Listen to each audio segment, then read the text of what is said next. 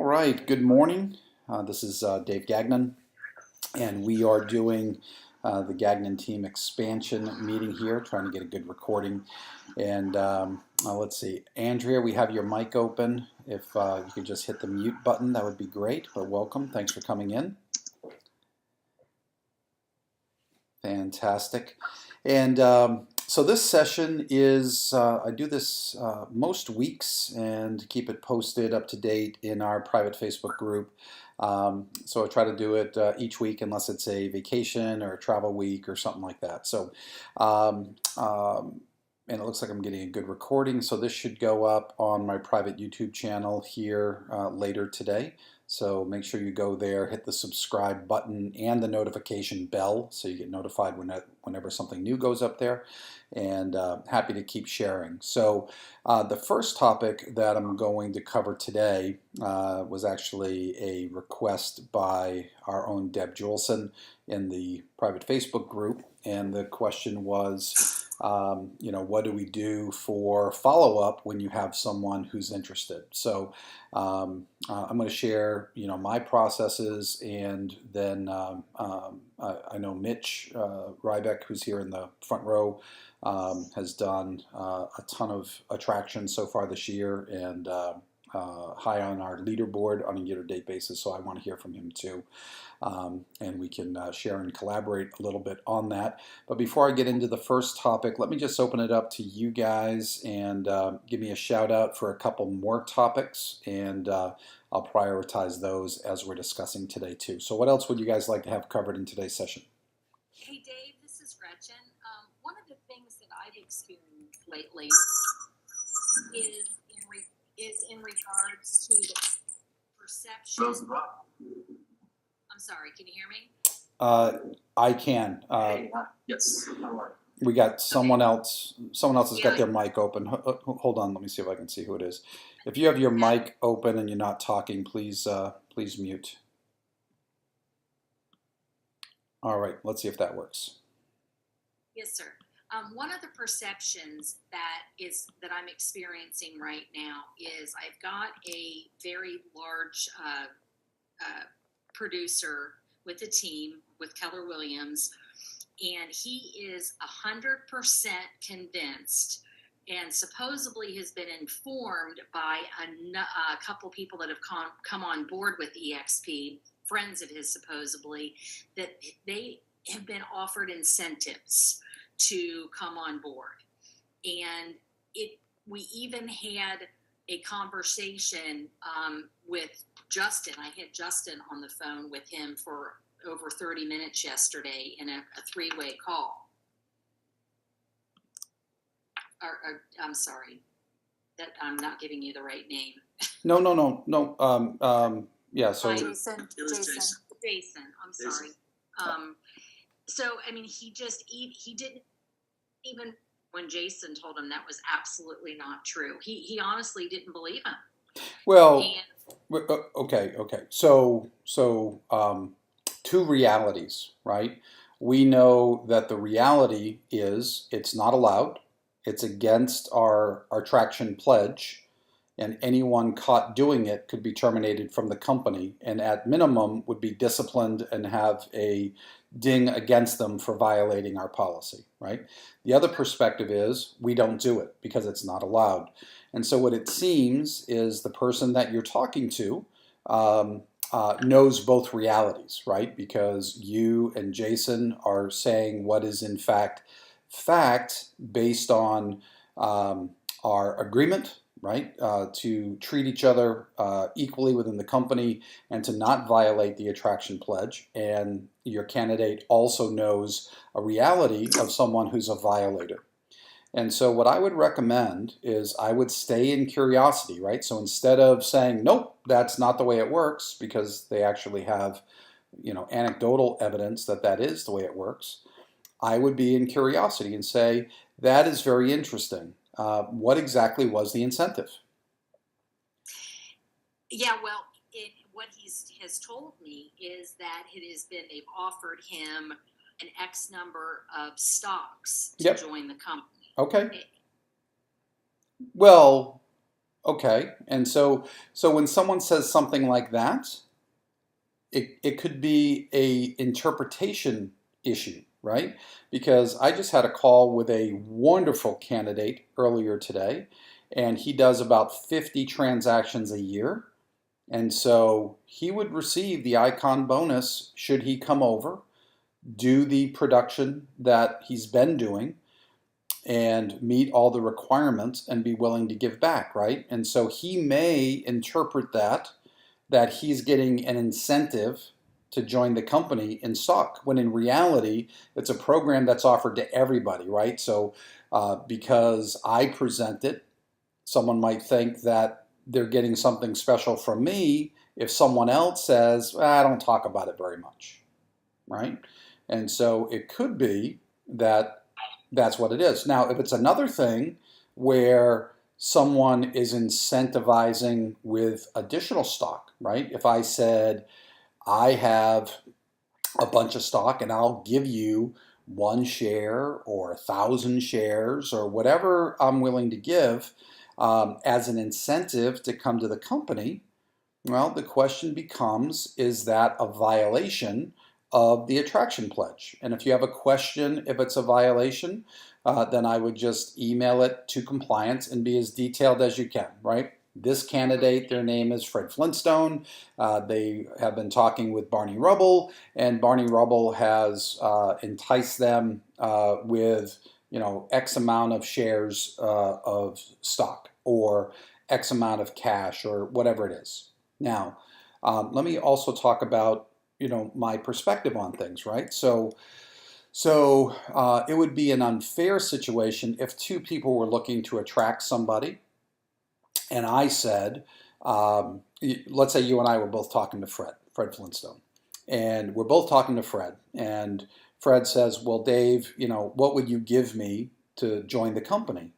Well, nothing. That's not how it works, right? But if Fred says, I would make the move, but I just bought the signs, and I said, well, decals to replace, the information on the sign would cost you about $100. I'll pay for the decals, right? That is just helping to eliminate an objection, and now I can recruit the person, right? Um, and then you start talking to Fred, and Fred says, well, Dave's willing to give me $100 to come over. Well, first of all, if I'm already talking with him, your job is to not try to recruit him and talk him out of naming me, right? And so your role in the matter would be to support him in making his decision to come to EXP. And if I'm just helping him be able to do that, I'm not incentivizing him to name me. I'm just helping him through a pain point, right? Um, Now, if you said, "Well, I'll give you $200 if you come over and name me," meaning you, then that would be a violation, right? Because now you're trying to compete for the sponsorship. Does that make sense, Gretchen? Yes, it does. And something through this process and you talking, something kind of a light bulb went off. And the light bulb that went off is that call friends that are telling him that they were offered, and the rumor is that they were offered something. Benny, well, number one, why would they tell him that? Wouldn't they want to themselves? And why would they make something up and tell him that, knowing that it's not true and it's not possible, setting them up for never being able to recruit him if that's his perception? Yeah, Does that make sense what I'm saying? yep. So with anything like that, the only thing that matters is the facts. And so, if anyone starts down any path with "I heard" or "someone told me" or whatever, it's who told you? Who did you hear it from? What exactly did they say? When was Right. this, right? And, And yeah. so, if I know the facts, I know whether there's a potential that it was a violation, or the person quoting it as facts has misunderstood um, the words that were used in the conversation. So I talk to people all the time that say that they were offered 16,000 stock options.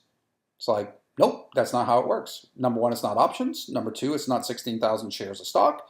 It's actually $16,000 worth of stock. And Right. it's issued with 3-year vesting, and you need to be giving back and blah blah blah. And here's the whole program, right? So I talk to a lot of people. They're in the car when they're having the conversation.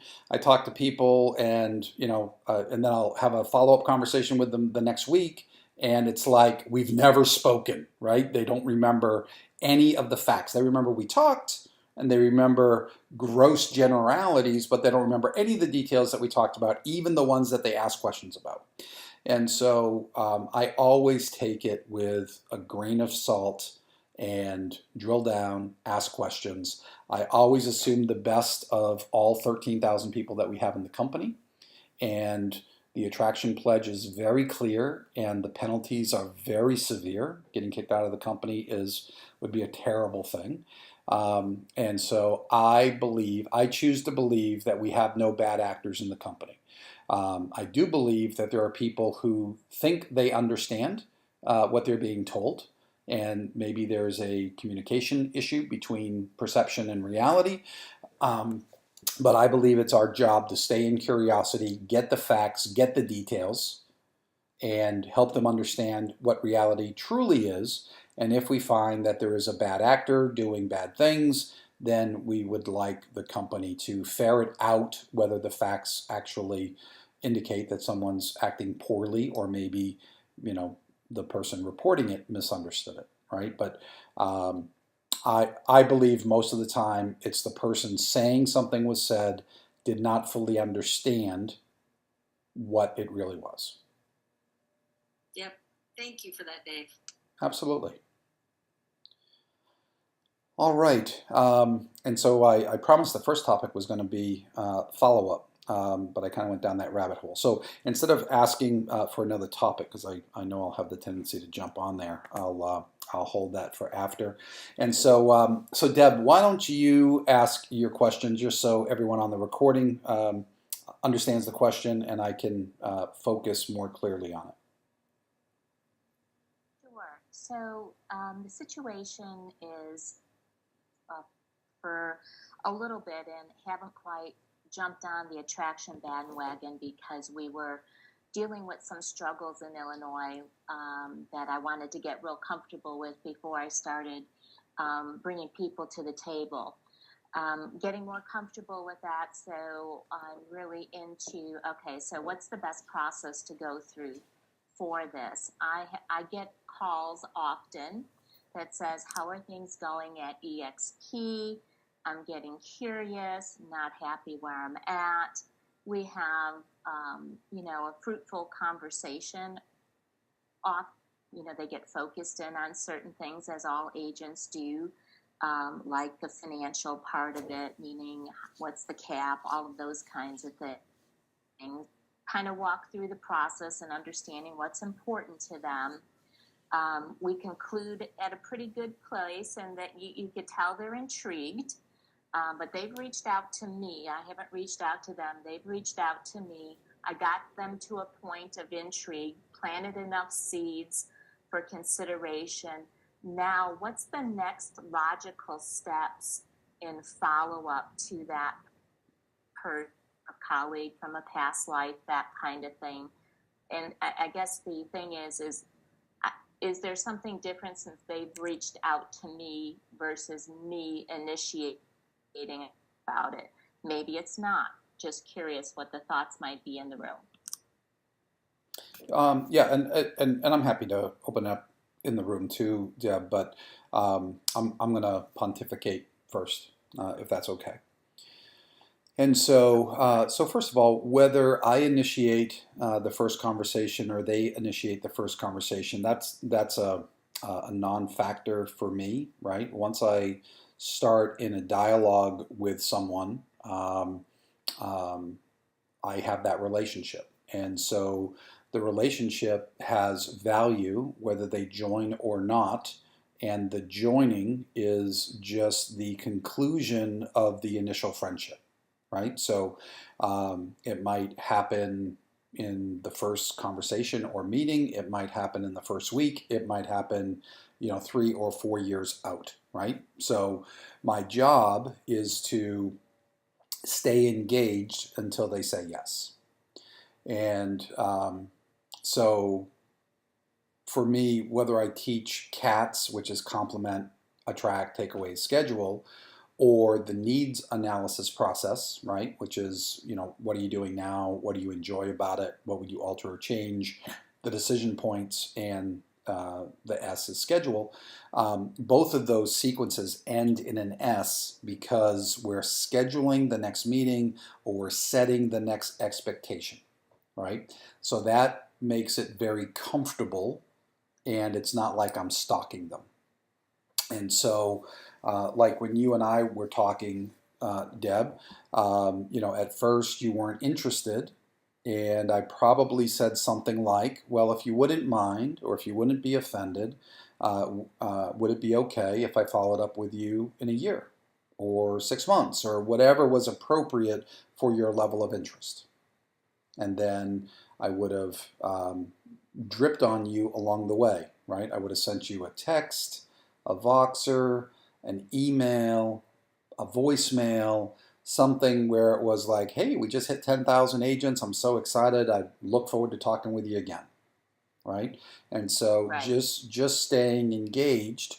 But every time we talk live, I want to set the expectation for what the next thing is. And so ideally, I would set that appointment with you, or I would set the expectation of what that looks like. So I just had a call with a fantastic guy today, running a team, doing 55 deals, I think.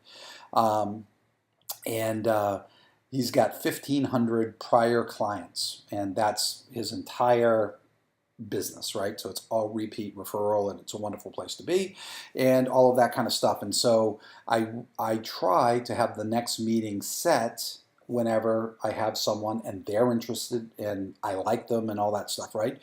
And so we're winding down and we're getting to the point where I'm going to set the next appointment, which would be 1 hour.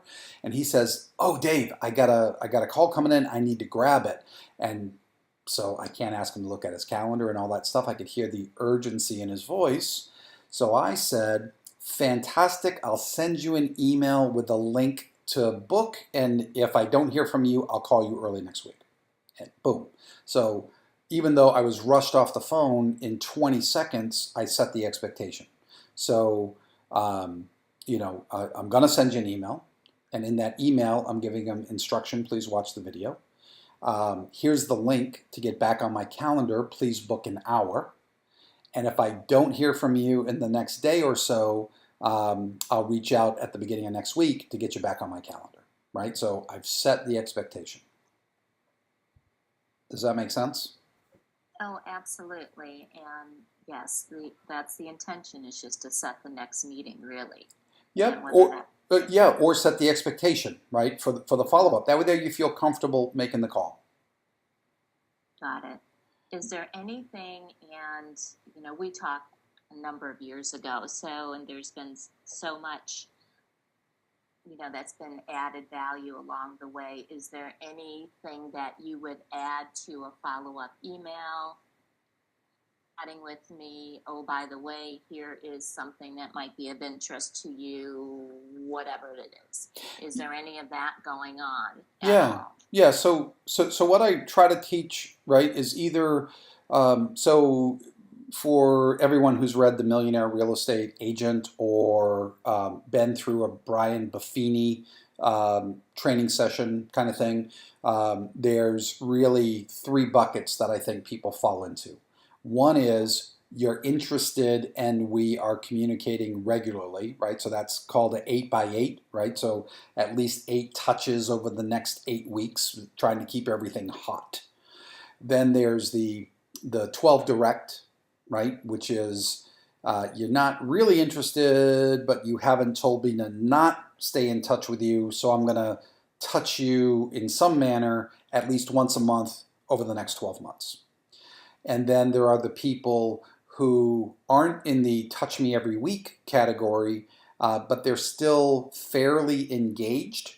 And so that would be a high touch, right? So for them, they're getting an item of value once a month. They're getting a personal touch once a month. So that's 24. They're getting a phone call from me once a quarter. That's another 4 touches. And then, their birthday, other things, maybe a holiday type of thing, right? So high touch or 33 touch, whatever you put around that. So, and so then all you got to do is think about what are your touch points. And so for me, when I'm talking to somebody that's in the joining process, right, there's some things that I want to make sure we do. One of the touches for me is I want to talk about the 4 pillars. That's where I talk about the 4 main reasons why agents join the company, right? The tech, the financial model, the equity model, the revenue share model. And so that's one of my touches. Another touch is a tour of the cloud office. And so I used to do all the tours, and now I have Fallon, and Fallon does all my tours for me. And so how to use the avatar, where are all the important meeting rooms, how do I sit down and talk with someone? How do I know if it's a private space? Where's the tech outpost? Where's agent services? Where would I find my broker? Those kind of things, right? And so that's another touch. Then there's the 1-hour Q&A or needs conversation, right? What are you doing now? What do you enjoy about it? What would you alter or change? What's your decision basis, right? So that's another one. And then you figure out, over the next 8 weeks, what are my touch points, right? And so someone's interested, I'm going to do this, I'm going to do this, I'm going to do this. And sometimes they collapse down, right? So, 4 pillars was 2 days ago. The tour was yesterday. We're doing our 1-hour meeting, last night, and today is the first class. Well, that's 4 touches. That would be 4 weeks worth of touches, but it's happened in the last 2 or 3 days. That's okay. That's still, a move it along 8 touch type thing, because if I want to attract someone to the company, I want them to understand the initial conversation. I want them to understand the vetting process, through the video and other links. I want them to understand that they have the Q&A, and if they're direct to me, they have access to my calendar, and I'll help them build their organization, just like I have dozens of other people. I want them to understand how the avatar works. I want them to know that they have full access to staff and support. I want them to come and get at least one value class, right? So it's like, wow, I learned something about KV Core, or I learned something about agent attraction, or script scrimmage, or luxury properties, or whatever it is, right? So they're like, wow, there's some value in this cloud office. So that's part of my process, right? And then if they're joining, then we have our process to keep them engaged through the long period that we have currently on the onboarding side. And if they don't join, then how am I going to stay in touch with them and keep them engaged until they say, you know what, Dave, I really give it thought and consideration, and it's not the right thing for me today. Then I want to set the expectation for a longer follow-up, right? So if someone is still very friendly, I'm going to set the expectation, I'll check in with you in 6 months. And if someone is less friendly, I'll say, well, if you wouldn't mind, I'll touch base with you in the next year or so, and then I'm going to reach out again in a year. But I'm still going to do my 12 direct on the people who are not so engaged, and the high touch on the people who are very engaged. Does that make sense? Well, it makes total sense, and it's almost a little embarrassing since I'm a 15-year KW person and a Buffini mentor. You'd think I would have that knowledge at the front of my brain, but thanks for dusting it off and bringing it there. So yes, this makes total sense, and it is not overcomplicated in any way. So thank you for that. Yeah. Well, I love you saying that, because I think we all fall into stuff that is like, oh yeah, I know the stuff, I just don't use it. Or even if we were using it at our old company, right? It was in a automated process, right? I do this, then I do this, and now you're at a new company, and the actual tactical part of it is different. So the routine gets broken up, and it's just working it through so it becomes a new routine here. But I think, and John Sellers, I think, had posted in our public chat a little bit ago, treat it like a listing appointment, right? You're meeting with them, you want the listing, and if you don't get the listing, you're going to follow up until they list with somebody else, right?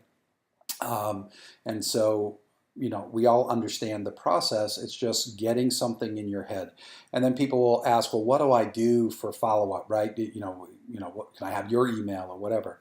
And so for my, this is EXP email. I send the same thing all the time. I saved it in my Google responses, and then I personalize a line or two or three in the beginning.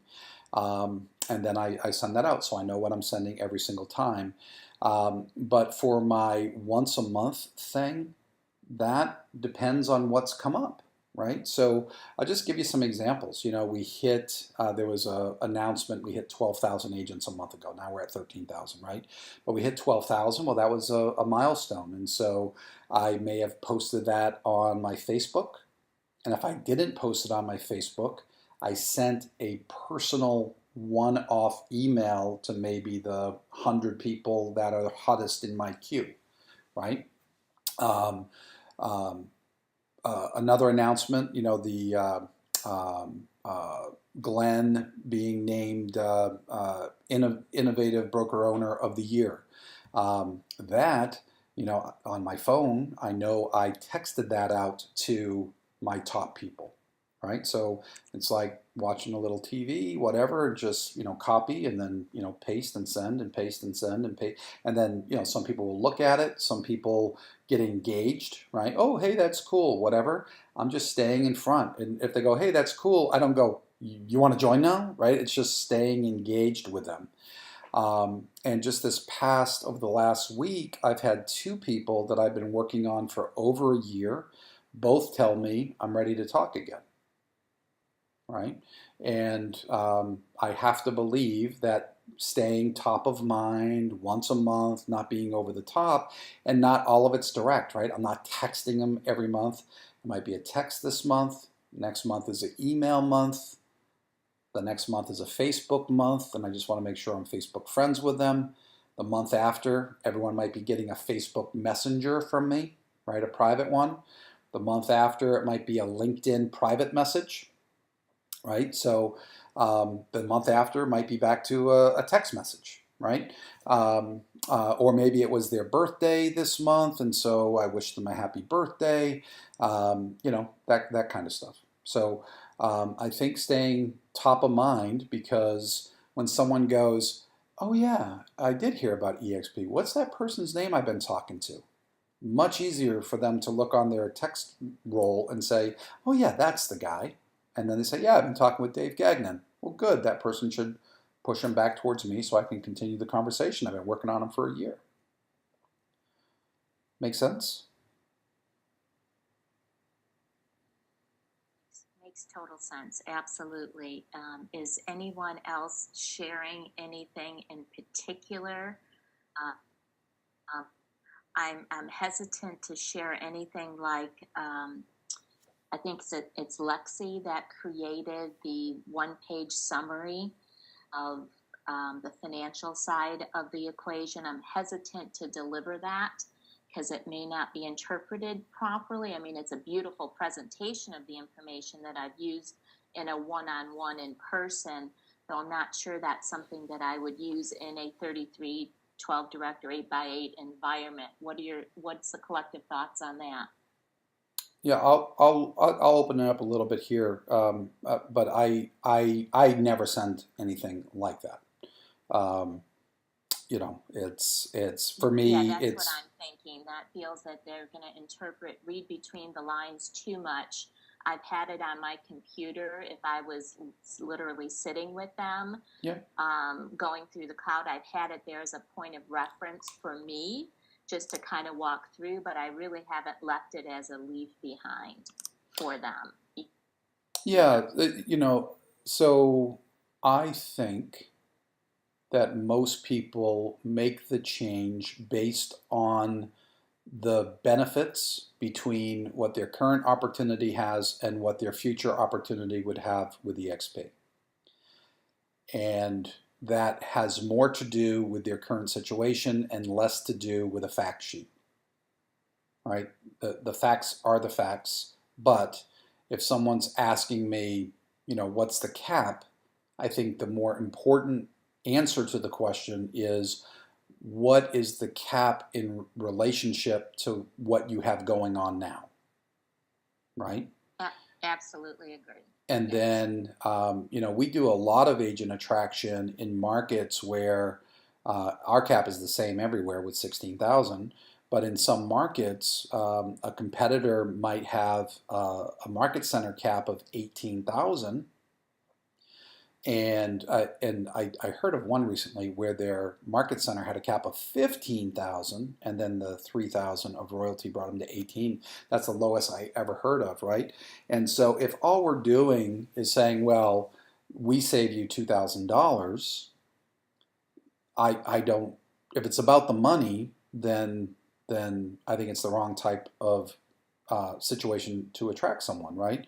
But now we're talking the stock incentives, the Icon program if they're a bigger producer, the stock purchase program. If they're an attractor, right? They've been a productivity coach, they've been a mentor, they've been a team leader, they've been an office manager. They've done something else in their life where they're very comfortable having conversations with people about career changes. Maybe they can really help the company grow. And now agent attraction and revenue share becomes a major piece, right? And so if they have a fact sheet and they're like, oh, what's the cap? Oh, their cap is 16, mine's 18. Boom, they're done with the thought process. I would rather them ask me so I can tie in all of the elements again, because it's not just the apples to apples is not inclusive of only what's the cap. It's, let's say they're paying for a lead generation tool like KV Core or Sync or Boomtown or something, right? So now they're going to get a tool that's going to save them $6,000 a year. Well, that's in addition to the $2,000 on the cap. If they would be purchasing EXPI stock at a 20% discount, even if the stock doesn't go up at all, if they're getting a 20% advantage on their purchase of an asset, even if it doesn't go up, that has additional value. If they're doing enough that they're going to close their first deal and cap, they're getting stock incentives. If we're trading at, I think yesterday I saw it at like $14. It's like, well, they get so many shares for this and shares for that and shares for that, and they bring over 3-4 people, they get shares for that, and so you got all that, and then it's like, oh, and you're coming over with your team of 3, and you're going to get revenue share on that, right? So now it gives me an opportunity to say the cap differential is $2,000, but the entire value differential based on your situation looks like it's closer to $10 or $15 or $20,000. Right? And so if I just hand them a fact sheet, they don't, for the most part, they don't know the right questions to ask themselves to get the full value of the comparison that they're trying to do. Susan. Yeah, I just wanted to share a little bit of what I'm doing. And not only am I having in-person masterminds, but I'm inviting people into the world and to classes that are being held, especially on the weekend. There's some dynamic classes, and I happen to be teaching in one this weekend, so I kind of want to do a little plug for that. But to introduce somebody to the world while we have the chance to do it. And I'm getting a lot of traction, a lot of interest, and some recruits into the world on Saturday and Sunday when these classes, and if they want to come to some of Brad's as well. But it's, kind of an all-inclusive kind of feel to it, you know. Come and visit and see what it's like, you know. And I just saw another one of my fellow agents doing a little tour of the world with somebody, you know, because I think more than anything else, when I first joined, that was a fear of me, for me, is not having that camaraderie and those people, you know, to touch, you know. Coming from the brokerage side, it was like, how am I going to see people, you know? So anyway, it's my 2 cents. Absolutely. Yeah, getting in the cloud, I think, should be part of the attraction process. Mitch, would you've been doing pretty well this year, adding not only to your entire group, but also your personal frontline. Would you share some best practices for attraction and follow-up? Yeah, so I actually I had a really good breakfast in May with Brent Gove, and he shared some stuff that I thought was just really easy. And I've actually been out of pocket for a while because of my surgery. And planning on next week, once my wife is going away, I'm going to be spending pretty much full time attracting. I'm at 30 agents. I need to get to 40 or 50 pretty quick. So I'm losing money every month with my 7th level. But the one thing he said to me that stuck out was, reach out to every single person that you know, regardless of your belief of whether they would do. That was huge. I had lost personally probably 100 agents so far in the teams that I didn't reach out to that had joined under somebody else. So that was pretty huge. So his approach is pretty simple. And actually, I do have a question for you now that things have changed a little bit with what we can send, you know, what you're sending people. But his line is pretty simple. Hey, we haven't talked in a while, and I'm sure you've heard of EXP. Well, I recently joined, and I would really love you to watch. Have you? I mean, he says almost every time, people say no, and then he goes, "Well, I'd love to say this again, and just give me your feedback. I really respect you as a realtor, the broker, as an agent, rather." Mitch, you're cutting out real bad, and we really want to hear what you're saying. Okay, I don't know if anybody else is hearing you cut out. Let me see if I can plug in my headphones. Hold on a second. Okay. Also, Gretchen, could you mute yourself? I think that's giving us feedback too. Oh yeah, I was muted, sir. I just unmuted to chime in about the cutting out. Perfect, thank you. Hold on a second, I'm almost there. All right, is that any better? Can you hear me now? I think that's better, Mitch. Yes, thank you, Mitch. Okay, good. Okay, so I'll just kind of go briefly. So basically, he knows, and he says, you know, the small talk stuff. Wow, how's it going? How's your business? Things like that. And then he says, I'm sure you've heard about EXP Realty, and waits for the answer. And then he says, have you ever watched any of the videos on it? And he says, generally they say no. And at that point he said, well, would you mind if I send you the video and take a quick look? And I just really would love your opinion and let you know your thoughts. I just recently joined, and I just really respect you and your opinion. I'd love to know what you think when you watch the video. And I'll give you a shout back tomorrow. Is that okay? That's his entire pitch.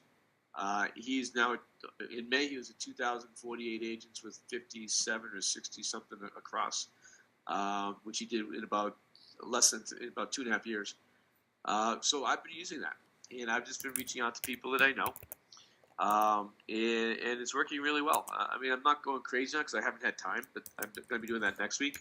The other thing that I'm doing is, you know, I have an internet lead system, so starting next week, I will be doing it this week, recruiting locally 5 to 10 more agents and putting them on my lead system. So having a lead generation system for people that you bring on is a great way to bring it on, but I have some prerequisites for that. So they have to have been in business for a year. They've had to have at least 5 transactions in the last year, or they won't qualify to get into my lead system. And that's mainly the thing. So we're excited about that. I mean, I know every time I've ever done that from my brokerage when we were Tropical Realty, I could in 30 days I could recruit 20 agents if I wanted to. So those are a couple things to do. And then with regard to follow up, just to throw it out there real quick, I use Mailchimp, and Mailchimp is great for multiple reasons. One, you can do a certain amount of emails for free, which is always awesome. And so every time I talk to somebody, if someone attends my group coaching things that I do every other week to recruit, things like that, I just prospecting list on Mailchimp, but every other week, just like Dave said, I send a note based on something that's gone on. I sent out recently the Glenn being named Innovator of the Year. Every couple of weeks I send something out, and I have people from everywhere in there. So people that I talk to, people that I reach out to, people that showed a little bit of interest. I look at every lead that I get for EXP as an internet lead. And if you know anything about internet leads, it's capture, nurture, and then close. So you capture a lead, and then you've got to nurture that lead. And so some of these, it took him a year and a half to get me to look at this. And so some of you people are going to be bigger, some are going to longer to take, and some will be quick. Not done. That's it. Mitch, you talk about a lead system. Is that something that you've developed or something that is out there to look into? Yeah, so I've been in, people that know me know I've been in the lead generation, lead conversion business here. So people, that's why I was able to reach, be in 18 states and reach people all over the place, because I know a lot of people because of that. But anybody can do it, and I'm glad to sit down and have, maybe we can do a lead gen, webinar with this group here at some point inside this room one week. But basically, I generate leads. You can do that with KV Core. I do it with my own systems. You then help those people convert leads, which I can teach you how to teach them, and then you get all those leads to pay for your cost. And for me, I make with it. But even if you're just paying costs and that's giving you the ability to recruit, it's a wash, because you make more money in the long run with building your pipeline, your downline rather. Well, I'm totally on board. If you want to bring that to the cloud to share a little bit more in detail, I would love to hear more about that. Sure. Yeah, Dave, I'll get together, pick a date to do that if that works. Yeah, well, do you want to make that our kickoff topic for next week's meeting? I am not in town next week. I can't do it. I can probably do the week after. Okay, let me just look at the calendar here. So next week is the 1st, and so you're talking about doing it on the 8th? Yeah, the 8th. Let me just pull my calendar. Oh, Mitch, actually. Mitch, we're at FAR that week. Yeah. It's not gonna work. I'm sorry. The soonest I could do it, this is how bad my life is these days, will be, oh my gosh, my calendar sucks. You guys don't want to be me. On it. It's a blessing, Mitch. It's a blessing. Yeah, I think we're going to have to do it on a non-meeting day, because my Wednesdays are booked solid all the way through August right now. Okay, well, you coordinate the day. Do you have the ability to record it? I don't know how to record in the cloud.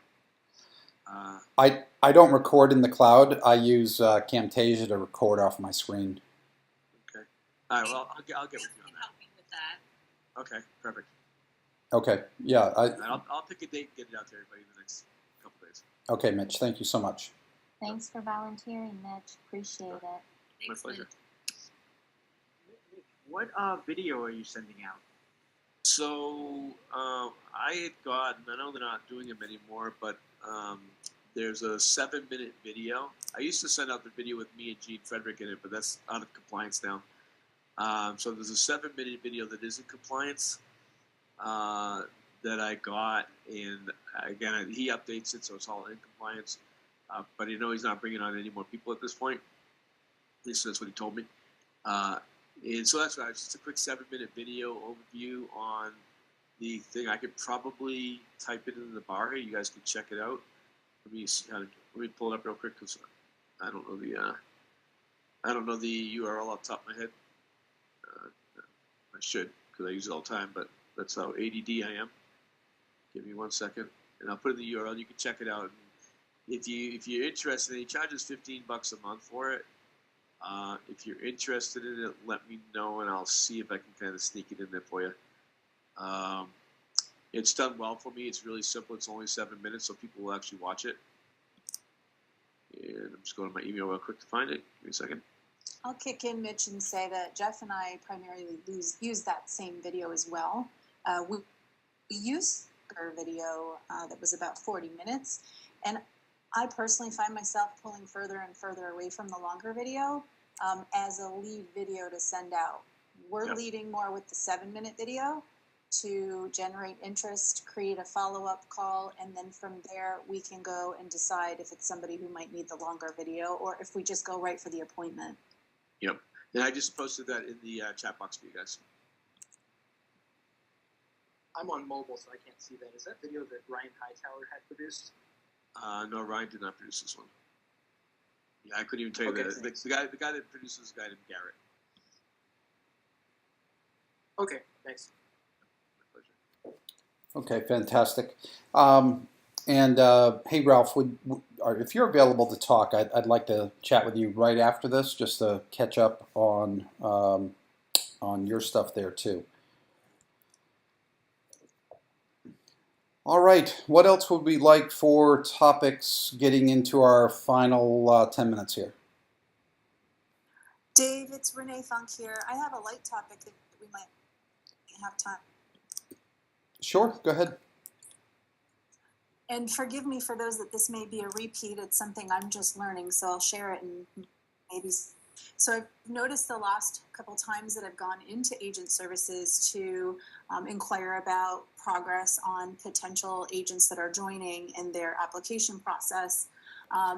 Agent services is deploying out a privacy policy that the company is no longer able to provide us information, much of the information as it relates to the applicant.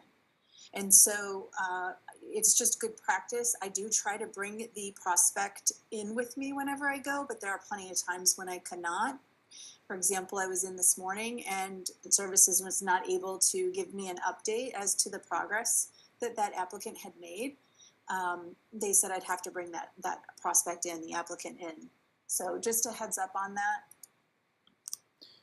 Yeah, and I know that can seem less convenient, but the reality of it is it compels us to make an appointment with the person that we're onboarding, and we're showing them how to use the cloud.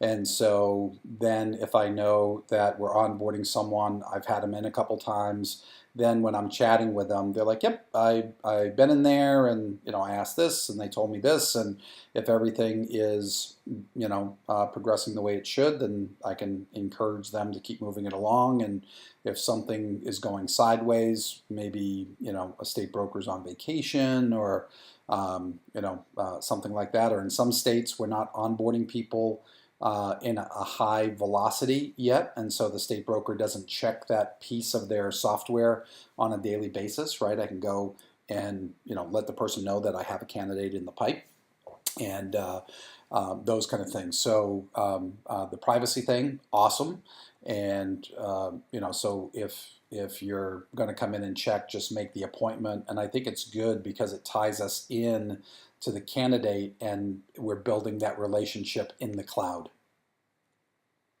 I couldn't agree more. When I was given the information, I had an aha moment of, oh my goodness, this is brilliant, because we too are trying to continue to bring team members, EXP agents into the environment of whatever we have. We're trying to bring them into workplace, bring them into the cloud. So I think it's outstanding. And Gretchen and Jeff and I use a onboarding checklist.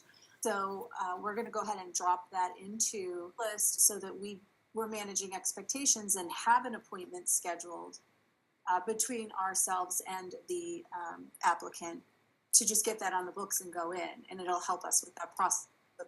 So I just thought I'd share that with everyone so that they could be a little proactive. Yeah, that's fantastic. Would you mind sharing that doc in the Gagnon group? Absolutely, we can. I'd be happy to. Well, fantastic. Hey, Andrea, I see you're in here, first time guest in the meeting. And I told you could come in and get some one-on-one coaching in here today. I know you've heard a lot of stuff. Is there any question that's on the tip of your tongue that you'd like to throw out?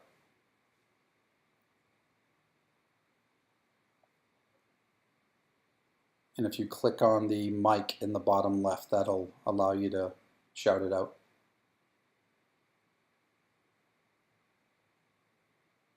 And if not, that's okay too. Hey, Dave. Yes. Just a couple more tips while I'm just sitting here thinking, because that's what it is. I've learned, and I'd like your feedback on it. I've learned to use a couple of different words when depending on who I'm talking to. For instance, yesterday I had a 55 agent brokerage in the office here that's coming on board, which is exciting. And so my conversation with those was completely different because it was about recruiting. But when I'm talking to individual agents, I don't really get deep into the recruiting because it's too far over their head.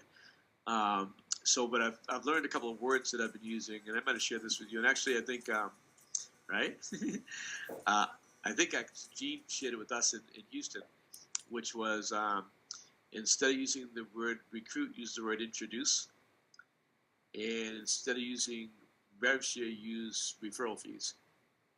And I've found that goes over a heck of a lot better and a lot easier to your typical average agent. Again, versus a team or a broker, I'm talking a different conversation, obviously. But when I'm talking to an individual agent, I literally talk about two levels, like in the original slides, and I only use the words, you're going to introduce people to the company because everybody does. That's why I grew Tropical Realty. And when you introduce people to, you're going to receive referral fees up to $2,800 each year. And that's really how I do it. It's really simple. And they get that right away versus rev share. A lot of individual agents think, in recruiting, they don't like those words. They don't ring as well. I've noticed I got a higher close rate when I'm doing that. That's a really good share, Mitch. Thank you so much. So they don't need to recruit anyone. They don't need to attract anyone. If I'm the team leader, if I'm the spark plug, if I'm the reason for the season, all they have to do is introduce the people that they know and like and trust in the business, and I'll take it from there. And that's exactly, you're the guy in your area. Andrea is the woman in her area. And then when we're talking about revenue share or passive income, what we're really talking about is receiving a referral fee that's based on 3.5% of the gross commission on every deal that they do until they cap each year, right? Yep. Love it. Yeah, works great. Works great. Love it, love it, love it. And Mitch, on that thought, that's one of the reasons why I stopped utilizing the longer video. One of the longer videos we were using when we first joined is because I loved the longer video, and the longer video was quite in depth in regard to rev share and agent attraction. But what I realized soon is it was actually being a turnoff to a lot of people I was speaking with because that wasn't their motivating factor. That wasn't something they were focused. That's okay because we have 4 pillars, we have so many other things, but I felt like it was, in my case, becoming more of a deterrent. Yep. To not highlight the things that are important to that person. Yeah. Well, most realtors want to be realtors. They don't want to be recruiters. And get into that conversation later. We just did a class last week on that for my agents. We had about 25 of my agents show up locally. Then we did a class on team building and recruiting. Because I'm trying to teach all my agents how to build their own team, so when I retire in 2.5 years, they're self-sufficient. But it's got to be such toned down, and you have to mention it because a lot of people will refer people to you, and they need to know they get paid. But majority of our agents in this group aren't going to do a whole ton of people, right? Yeah. So my experience has been 9 out of 10 agents are not looking to participate in agent attraction, right? They're more concerned with how am I going to generate more leads? How can I have a better quality of life? How can I keep more money? How can I earn stock and make that work for me? And Yep. so during the four pillar conversation, I say these are the four pillars, right? And this is why most people are joining. And then when you're done, you can say which of the four pillars appeal to you most. And remember, when I'm doing the four pillars, it's a 10-minute conversation. So it's about 2.5 minutes on each one. And so if they say, wow, I really like the stock thing, then that's what I'm using as my leverage point to help them make the move over, right? And so, what I try to do when I have free time, which isn't very often anymore, right? So, trying to continue to go wide, do calls to help you guys grow all the time. That's always on my calendar. And if I look at my calendar and I have no projects going, and now it's like oh, I want to get something done in this next 4 hours, I'll reach out through Voxer typically with all of my frontline. And it's like, hey, who have you met in the last 90 days that you'd like me to talk to? And so if I have someone in my front line and they're not, attracting, but they say, oh, I'd like you to call Fred, I'm not worried about teaching them how to get Fred because they're not fully engaged in the growth. I'm going to go get Fred. They get a piece, I get a piece, and I didn't have anyone to call, in that time slot, and now I have someone to talk to. So, the 10% that are excited about it and learning it and honing their skills, you don't have to just build for yourself. You can build for your whole group, and then people can get more and more enticed. I just had the conversation this week with someone that I respect immensely, but I had breakfast with him, and he said I got a check for $1,800, and that's when it hit me that this is real, and I haven't really been focused on it a whole lot, and now I'm going to be. Right, so now they're looking at honing skills and putting more time on it and those kind of things, and so I think hey, I got my first check and it's a couple $100 and that's cool, and then it's zero the next month, and then I get a few $100s, and but at some point there's some number in your head where it's like, holy cow, this is real. And for some people, it happens quicker. Some people get it when they come in the door. But I think when we bring someone in the company, we owe it to them to try to build underneath them if we're the growth agent, right? But I think something to take away from this is your motivation is not someone else's motivation. Your job is to find out what their motivation is and to show them how making a move here can fill that need, right? And so, everyone in this room, everyone who watches this video has some desire to grow the passive income and to have that power. But for most people, that's not their driving factor. And so how can they leverage all of the things? And I like passive income. One of the things I like about it is if, for example, if Andrea said, well, I'm in because this is a better way for me to do my business, but I don't want to learn about attracting anyone, I can say, Andrea, send me a list of your top 10 people. I will call them for you. And she doesn't want to learn the skills. She doesn't have to be on the call. If I bring in just one of those people, that's $2,800 for her. It's $3,200 for me. What else could I do with a half hour of my time and make $3,200? Right? And then if that person comes in, Andrea's excited, maybe she wants to learn a little bit, or maybe she sends me someone else. And so you can build a massive organization without having to have a lot of people. If you just have 10 credible people that do, 12 to 24 deals a year, they can refer to you one or two people a year that join, right? So now you're growing, and it's easy to see that you have 10 and you help them average 10 each, and if they're all cappers, that's over $250,000 in passive income, even if I have no one who's looking to help me grow. That's not hard to do. It's hard work. It's not difficult work. It's not digging a ditch. It's not trying to do real estate transactions in 2009, right? It's another thing that I can do. So, and if you're blessed enough that you find, someone who can really get it cranking, like a lot of you here, like a lot of people in my company within the company, then life changes, right? We brought in I think 98 people in the last 30 days. I think yesterday was like a 10-person day. And I brought in one, right? So one out of, or two out of 98 now. And so that's power. So you can find those people direct. You can find those people in your downline and build under other people, but it's up to you, right? How much time you put in it, the skill set you get around it, your follow-up protocols, and all those kind of things. And I'm just going to end on this. I don't think you can do a whole lot of wrong things as long as you stay engaged. And by doing it, your skill set will get better.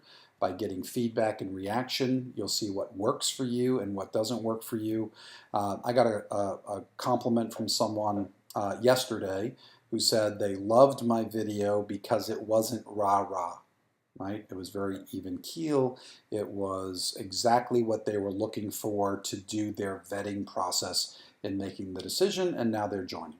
Well, for someone else who wants more excitement and enthusiasm, my video is not for them, right? But you find your audience, you find your voice, and do it consistently, and you can change your family's destiny, and as well as, you know, the people who become your business partners. All right, everyone, thanks for coming in. Thanks for the great questions. I hope you found value coming in here today or watching this video, and keep it growing. I'll talk to you guys soon. Bye-bye. Thanks, Dave.